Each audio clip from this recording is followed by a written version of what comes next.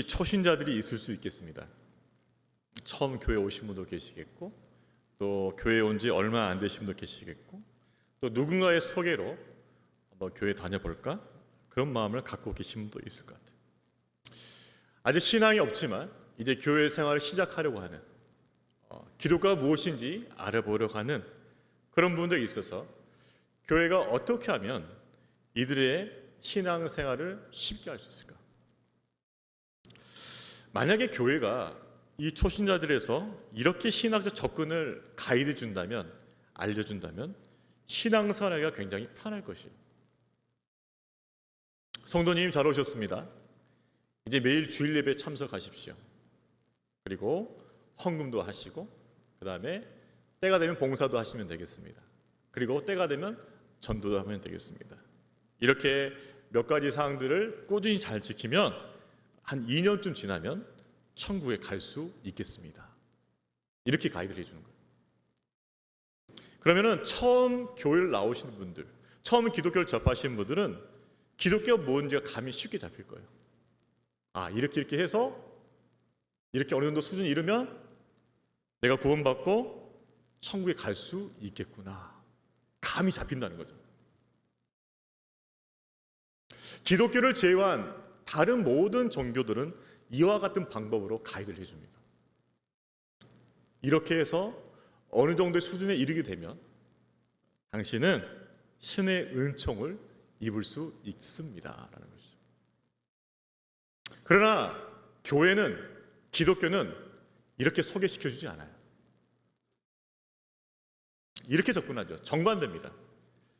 당신이 무엇을 해서, 당신이 무엇을 열심히 해서, 당신이 무엇을 열심히 쌓아서 구원을 받을 수가 없습니다. 오히려 하나님께서 당신을 위해서 베풀어 놓으신 그 은혜, 십자가 은혜를 믿으십시오. 믿어서 구원을 얻습니다라고 가르친다는 거예요. 그러면은 처음 오신 분들, 초신자들은 이게 굉장히 불편해요. 굉장히 불편해요. 왜냐하면 익숙한 방식이 아니거든요. 인간의 본성은 내가 무엇인가를 해서, 내가 무엇인가 공로를 끼쳐서 어떤 성취율을 가지고 자기가 영광을 받는 걸 원하거든요. 나의 노력이 들어가고 나의 공로가 들어가서 무엇인가 이루어졌을 때 그 이루어진 것에 대해서 내가 자랑할 수 있는 것, 그것을 원하는 것이에요. 따라서 교회에서 가르치기를 당신이 구원을 위해서, 천국 구하기 위해서 당신의 행위로 되는 것은 없습니다.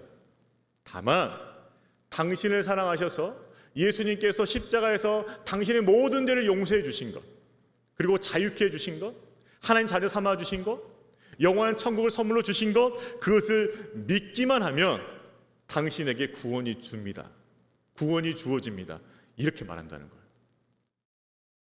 그러니까는 이게 불편한 거예요. 내가 뭔가 좀 해서 구원을 얻어야 되는데 나의 공로와 행위가 아무런 쓸모짝이 없다는 거죠. 그저 믿으라는 거죠. 그렇지만은 이제 하나님의 은혜를 통해서 이것이 참 진리임을 깨닫게 돼요. 그렇구나. 내가 무엇인가를 해서 나의 공로를 가지고서 구원을 얻고 천국에 들어가는 것이 아니고 하나님께서 이미 다 이루어 놓으신 것, 이미 나의 구원을 해서 다 세팅해 놓으신 그것을 내가 받아들이기만 하면 구원이 이루어진다는 것을 분명히 깨닫고 믿게 되는 것이죠. 자, 우리는 로마서 1장부터 3장까지 긴 여정을 거쳐왔습니다. 결국 무엇입니까? 우리의 의, 율법의 의로서는 구원을 얻을 수가 없다라는 것이죠. 즉 하나님의 의, 하나님께서 우리에게 베풀어 주신 그 구원을 우리가 받아야만 참 구원을 얻을 수 있다는 것이죠. 오늘 본문은 그 내용을 정확하게 요약하는 요약판입니다. 굉장히 중요한 본문이죠. 그리고 복음이 무엇인지를 아주 분명하게 우리에게 설명하고 있어요. 자, 우리 27절, 28절 말씀 같이 읽겠습니다. 그런즉 자랑할 때가 어디냐? 있을 수가 없느니라. 무슨 법으로냐? 행위로냐? 아니라 오직 믿음의 법으로니라. 그러므로 사람이 의롭다 하심을 얻는 것은 율법의 행위에 있지 않고 믿음으로 되는 줄 우리가 인정하노라. 로마서를 쓴 이 사도 바울, 철저한 율법주의자였습니다. 당시의 최고 학파 가말리엘 문화에서 공부했어요. 율법의 한자 한자를 정확하게 해석하고 그것을 지키려고 노력했어요. 율법에 소망이 있다 봤어요. 내가 이 율법을 다 지키기만 하면 나는 구원을 얻을 것이야. 저 천국에서 다른 사람들보다 훨씬 앞서 있을 것이야 라고 생각했던 것이죠. 자, 그런데 그가 가지고 있던 착각이 깨어집니다. 다메섹 도상에서 예수를 만나고 나서 영적 그 무지의 비늘이 떨어지면서, 그의 눈을 가지고 있던 영적 그 무지의 비늘이 떨어지면서 참 진리가 무엇인지를 보게 된 거죠. 사람이 의롭게 되는 것은 행위로 되는 것이 아니고, 율법의 행위로 되는 것이 아니고 믿음으로 된다는 것을 깨달은 것이죠. 그리고 그 진리를 담대하게 증거하는 것이죠. 여러분, 그렇습니다. 우리가 구원받는 그 원리는 믿음의 원리, 믿음의 법이라는 것이죠. 그리고 우리가 믿는다는 그조차도 하나님의 은혜라는 것을 기억해야 합니다. 어떤 분들은 내가 잘 믿어서 구원받았지, 내가 잘 믿어서 천국 가게 됐지, 착각이에요. 우리가 과거에 경험했던 바이기도 하고 우리가 주변에서 보는 바이기도 한 것이 무엇입니까? 지식은 있는데 안 믿어지는 거예요. 믿고 싶어요. 근데 안 믿어져. 그러면 이게 무슨 현상이죠? 믿음이 내 의지와 뜻대로 안 되는 거라는 거죠. 내가 믿기로 했으면 믿어져야죠. 근데 안 믿어지는 거예요. 왜요? 이 믿음조차도 하나님께 주시는 선물이기 때문에 그런 거예요. 그래서 우리가 믿음이 없다면 어떻게 기도했겠습니까? 주여, 나의 믿음 없음을 도와주소서, 내게 믿음을 주소서라고 기도해야 된다는 거죠. 감리교 창시자인 웨슬리가 이렇게 말했죠. 믿음은 우리 안에서 역사하시는 하나님의 행위이다. 하나님께서 우리 안에 역사해 주시면 뭐예요? 내가 믿음을 갖게 되는 거죠. 내 의지가 아니에요. 여러분, 정말 믿고 싶은데 안 믿어주는 분 계십니까? 정말 믿고 싶은데 안 되는 분 계십니까? 기도하세요. 주여, 내게 믿음을 주소서. 왜? 믿음은 하나님의 은혜요, 선물이기 때문입니다. 그렇습니다. 십자가에서 그 아들의 피를 흘려주심으로 우리의 모든 죄를 덮어주시는 그 하나님의 은혜를 우리가 받아들이기만 하면, 믿기만 하면 구원받는다는 거죠. 그리고 그 믿음조차도 하나님의 은혜라는 것입니다. 그래서 우리의 구원은 100% 전적인 하나님의 은혜라고 말할 수 있겠죠. 앞으로 내가 잘 믿어서 구원받았어 라는 그런 말 하지 않길 바랍니다. 그런 말이 없어져야겠습니다. 내가 잘 믿어서 간 게 아니에요. 믿음을 주신 거예요. 그렇기 때문에 바울이 주장하는 것이 뭐예요? 자랑할 게 없다는 거죠. 뭘 자랑할 게 있냐? 자랑할 게 없다. 모든 게 다 은혜다. 100% 은혜다라고 말하는 거죠. 바울이 이렇게 자랑하지 말라고 강조하는 이유가 있어요. 그것은 유대인을 비롯한, 율법을 소유한 유대인을 비롯한 우리 모든 인간의 내면에는 자기를 자랑하고 싶은 본성이 배어있기 때문이에요. 이건 본성이에요, 본성. 자랑하고 싶어요. 우리 조금만 자랑했으면 자랑하지 않습니까? 자기 자녀가 자기 닮았다고 자랑하고, 그죠? 나 닮았어, 뭐 자랑하잖아요.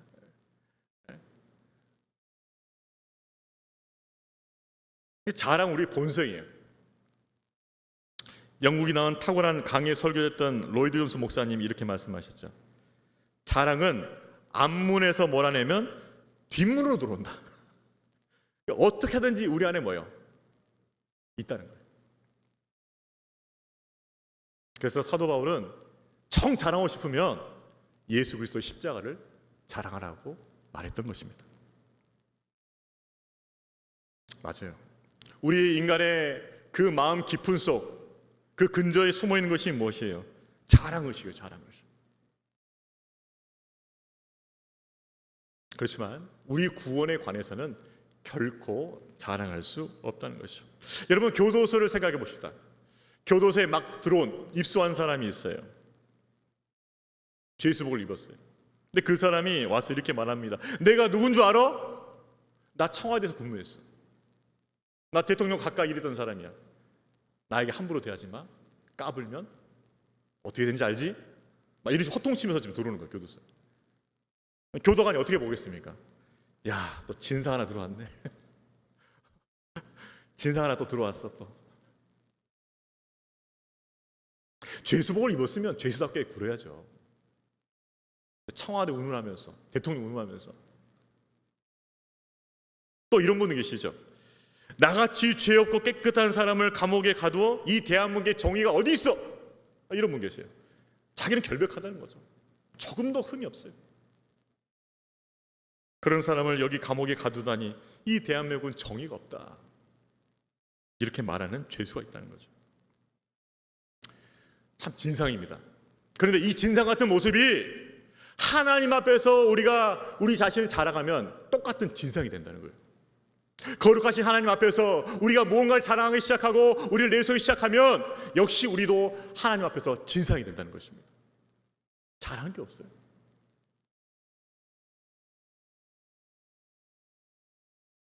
그저 죄인임을 인정하고 그분의 긍휼과 자비를 구하며, 그리고 나와 같은 죄인을 믿음으로 의롭다고 하신 그 하나님 앞에 감사하는 것이 우리의 모습이 되어야 될 줄로 믿습니다. 그래서 죄인으로서 구원받은 우리가 할 수 있는 것은 무엇입니까? 자랑이 아니라 뭐라고요? 감사다. 감사. 감사예요. 믿음으로 구원받는 복음은 자랑을 제거하고 감사를 잉태한다는 것이죠. 감사를 잉태해요. 감사의 열매를 맺게 만들어요. 우리 구원이 믿음으로 얻는 구원임을 알고 늘 감사로 영광 돌리는 성도 되시기를 주의 이름으로 축원합니다. 우리 옆에 분들에게 격려합시다. 자랑하지 말고 감사합시다.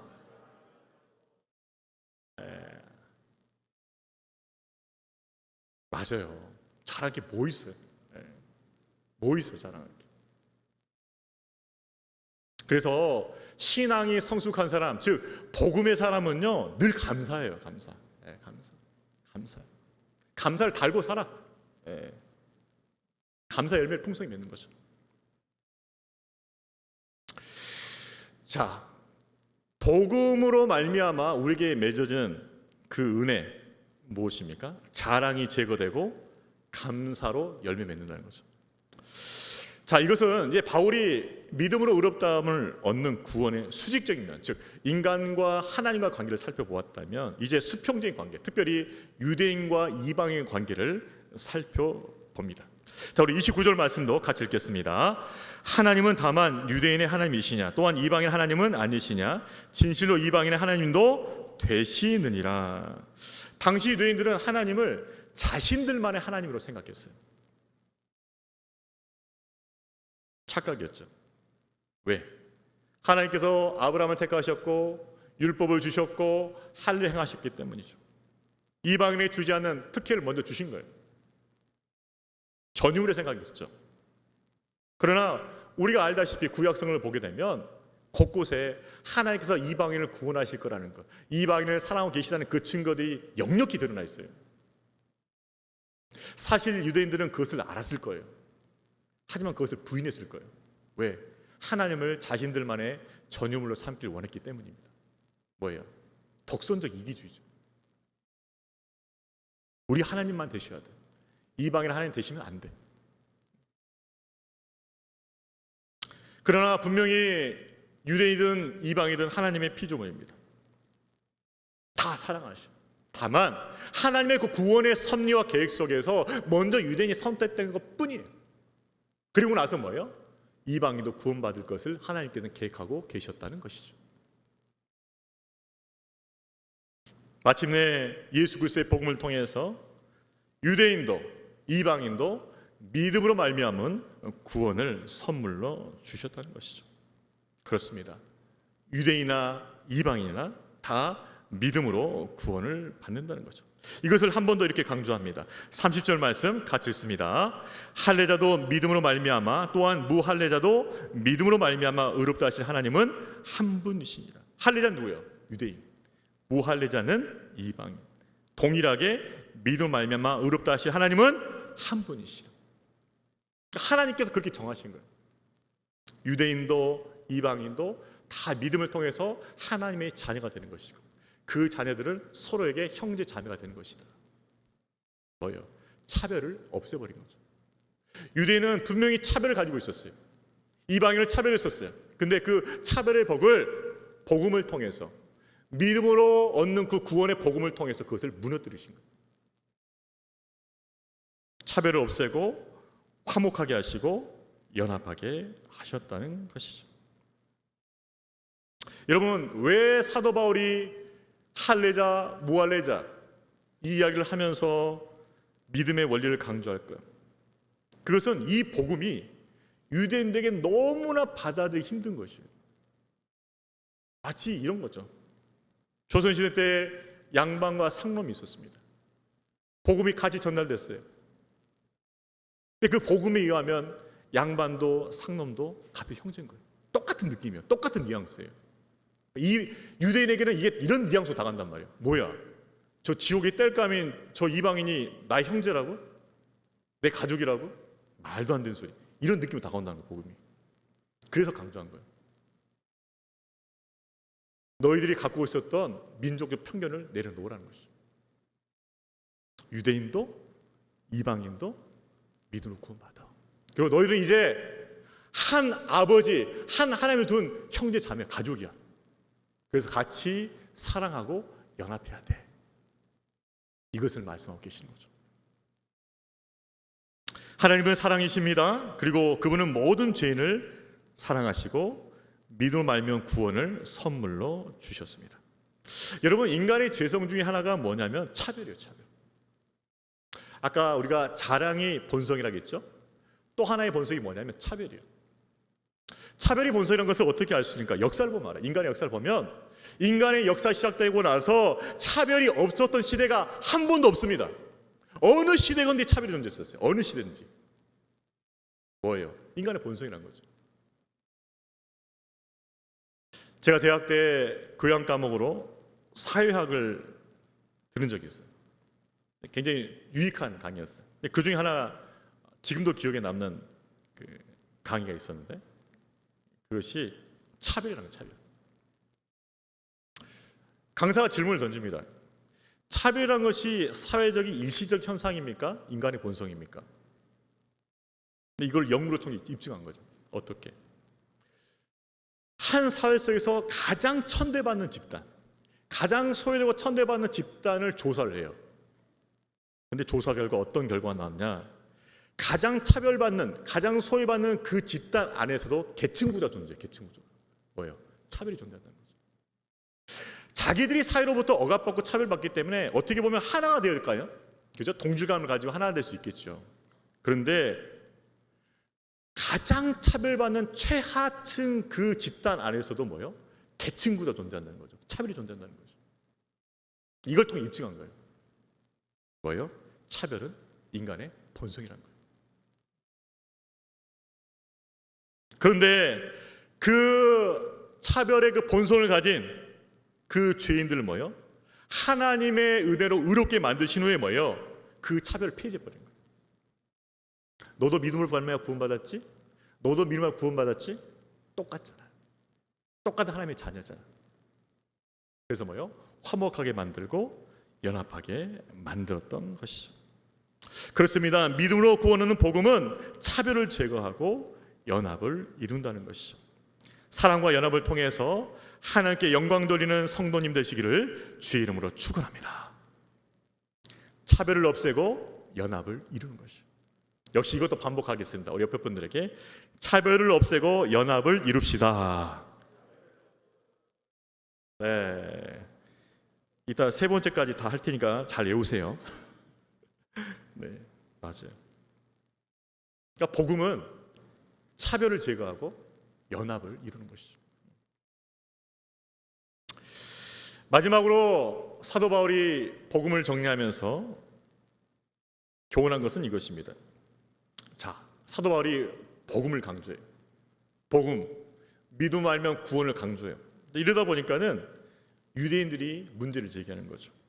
어떤 문제를 제기할까요? 그러면 율법은 뭐냐? 율법의 기능은 뭐냐라고 문제를 제기할 수 있는 것이죠.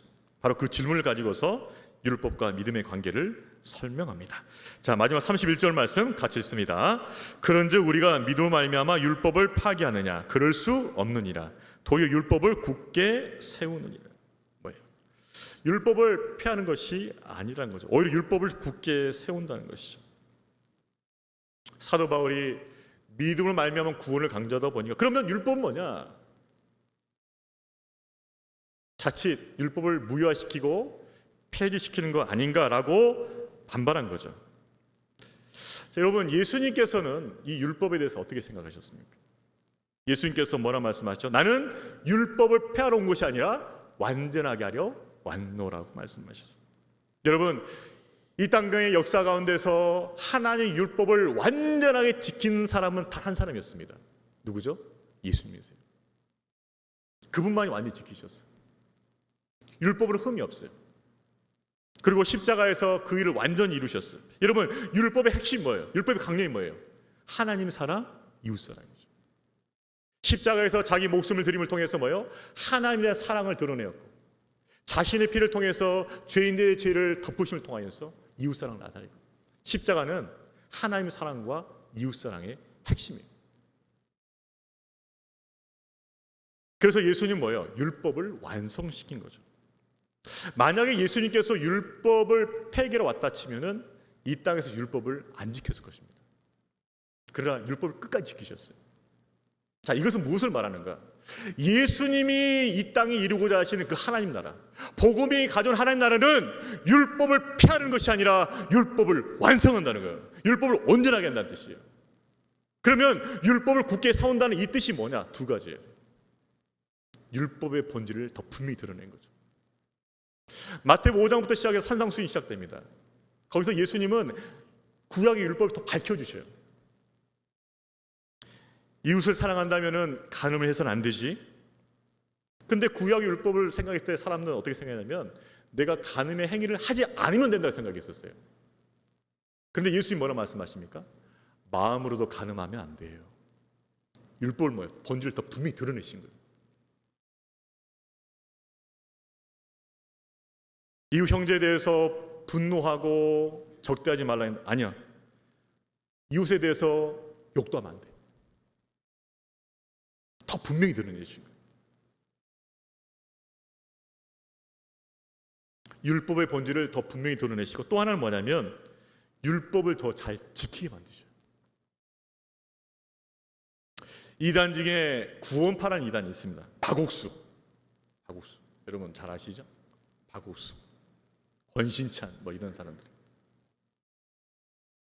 이 사람들이 주장하는 게 이것입니다. 영혼이 구원받았으면 육체는 어떻게든 괜찮다는 거죠. 자기 입으로는 율법 폐기론을 하지 말하잖아요. 근데 그 가르침을 따르다 보면 당연히 율법을 폐기해야 되고 방종하게 돼 있어요. 왜? 영혼이 구원받았다고 안심하면서 육체는 자기 마음대로 사는 것이거든요. 이게 율법을 폐기하는 거예요. 여러분, 복음을 제대로 믿으면, 예수님의 십자가 사랑을 제대로 경험하면 율법을 폐기할 수가 없어요. 나 같은 죄인에게 그 은혜로, 십자가 은혜로 내 모든 죄 용서하시고 의롭다 하시고 하나님 자녀 삼아주시고 영생 주시고 천국 주셨는데 그 사랑이 내게 훅 들어오면, 그 사랑이 나를 잠식하면 말씀을 더 잘 지키는 거예요. 더 잘 지켜요. 왜?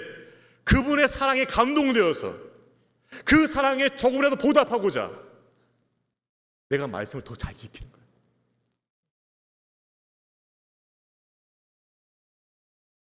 나 같은 죄인 살리신 주 은혜 놀라워. 이게 말이 아니야. 이게 살아있는 생명이 돼버렸어. 그래서 하나님의 사랑이 내 안에 훅 들어오니까 그 사랑 때문에 어떻게든지 말씀 붙들고 살리는 것이, 순종하려는 것이, 어려워도 참는 거예요. 힘들지만 견디는 거예요. 한 번도 안 해본 거지만은 순종해 보는 거예요. 도전해 보는 거예요.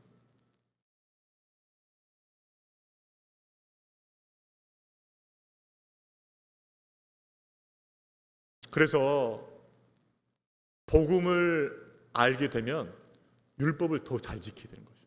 이것이 율법을 굳게 세우는 것이죠. 여러분, 순종은 어디에 기초를 둘까요? 믿음에 기초를 둡니다. 어떤 믿음?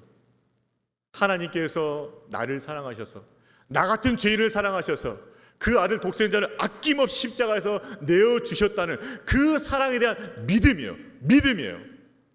그것이 정말 믿어지면은 그때부터 참된 순종이 시작되는 거예요. 그분이 나를 위해서 이렇게 희생하셨는데 내가 그분을 위해서 무엇을 할까? 뭐예요? 존재의 목적이 바뀌는 거예요. 존재의 목적이 뭐가 될까요? 하나님 기쁨이 돼요. 어떻게 하나님 기쁘시게 할 수 있을까? 하나님 영광이 돼요. 어떻게 하면 하나님께 영광 받을 수 있을까? 어떻게 하면 하나님 나라 이 땅 이루어질 수 있을까? 하나님 나라가 목적이 돼버려요.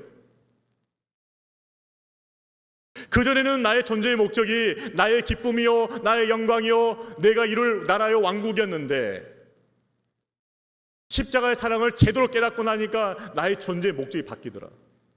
그것이 하나님의 기쁨이요, 하나님 영광이요, 하나님 나라가 되었다는 것이죠. 그래서 말씀을 지키기가 더 쉬워져요. 왜 말씀에 순종하기 어려울까요? 우리의 존재의 목적이 안 바뀌었어요. 교회는 나오지만, 신앙생활 하지만 나의 존재의 목적은 여전히 똑같아요. 내 기쁨입니다. 내 영광이에요. 내 나라예요. 그러니까 말씀에 순종하기가 너무 어려운 거예요. 그러나 복음이 내 안에 제대로 들어오면, 복음의 능력이 내 안에 제대로 역사하면 존재의 목적이 바뀌는 거예요. 더 이상 내 기쁨, 내 영광, 내 나라가 아니죠. 하나님의 기쁨, 하나님의 영광, 하나님 나라가 되는 것이. 그래서 말씀에 순종하기 더 쉬워지는 거예요. 바로 그걸 말한 거예요. 율법을 굳게 세운다는 건 바로 그거예요. 율법을 더 잘 지키게 된다는 것이에요. 나 같은 죄인을 십자가의 보혈로 하나님 자녀 삼아주신 그 은혜가 너무 감사해서 의롭게 살아보려고 하는 것이에요. 하나님 그걸 원하셔요. 그래서 복음의 질을 잘 알고 믿을수록 더 말씀을 잘 순종합니다. 오늘 말씀을 정리하겠습니다. 복음은 우리에게 어떠한 능력으로 역사하는가요? 어떤 특성을 가져가는 거죠? 첫 번째는 뭐입니까? 믿음으로 말미암은 구원이기 때문에 결코 자랑할 수 없다는 거죠. 우리 안에 우리 자랑은 없어져요. 그럼 뭐만 드러난다? 감사만 드러난다는 거죠. 두 번째는 유대인이나 이방이나 차별 없이 주시는 의롭다 하신 구원이기 때문에 뭐예요? 차별이 없어져요. 그리고 연합이 더 되는 것이죠. 세 번째는 뭐예요? 믿음을 통해 주는 구원 때문에 율법이 폐해지는 것이 아니라 율법을 더 잘 지키고 율법을 더 잘 세운다는 것이죠. 이것이 우리에게 주시는 복음의 능력인 것이죠. 결국 이렇게 정리할 수 있습니다. 복음은 뭐냐? 복음은 우리 안에 있는 육신의 본성을 이기는 하늘의 능력이라는 거예요. 내 안에 있는 육신의 본성, 내 안에 있는 본성을 이기는 하늘의 능력이라는 거예요. 어떤 능력? 자랑을 이기고 감사의 열매를 맺게 하는 능력, 차별을 없애고 연합을 이루는 능력, 방종을 없애고 순종하게 하는 능력, 그것이 바로 복음의 능력이라는 것이죠. 여러분, 우리가 구원받는 그 믿음은 그 믿음에서 멈추지 않아요. 그 믿음은 자라게 됩니다. 성장하게 돼요. 성숙하게 돼요. 강건해져요. 그래서 처음에는 구원 얻은 믿음으로 시작하지만은 나중에는 내 안의 죄성을 이기고 세상의 죄를 이길 수 있는 승리하는 믿음으로 자리 잡게 되는 줄로 믿습니다. 그래서 자랑, 이기고 감사해요. 차별을 없애고 뭐예요? 연합해. 그렇죠? 방종하는 것이 아니야. 순종해. 이게 뭐예요? 죄와 세상을 이기는 승리하는 믿음이라는 것이죠. 구원은 믿음이 자라서 승리하는 믿음으로까지 자리 잡을 수 있기를 주님의 이름으로 축원합니다. 자리를 잡아야 돼요. 이거 강조합니다. 자리를 잡아야 돼, 그 믿음이.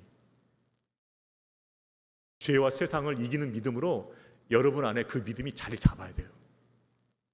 그것이 하나님께 주시는 은혜의 역사인 줄로 믿습니다.